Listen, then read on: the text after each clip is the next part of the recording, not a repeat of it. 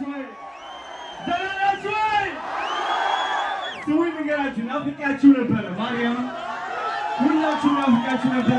አንድ ነገር ልነግራችሁ እፈልጋለሁ። እኔ እድሜ ማለት ነው 25 ብቻ ነች ንገራችሁ።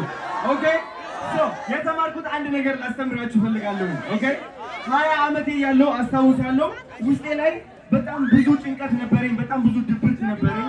ተስፋ ቆርጬ ነበረ በህይወት። ግን በማን ነው ተስፋ አልቆረጥኩት? በእግዚአብሔር። ከዚያ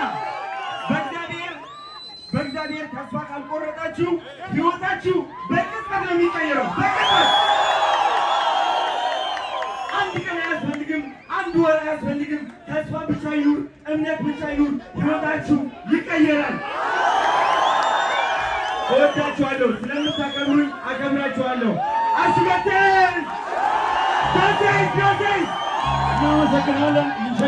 እንሸኘዋለን፣ በፍጥነት እንሸኘዋለን።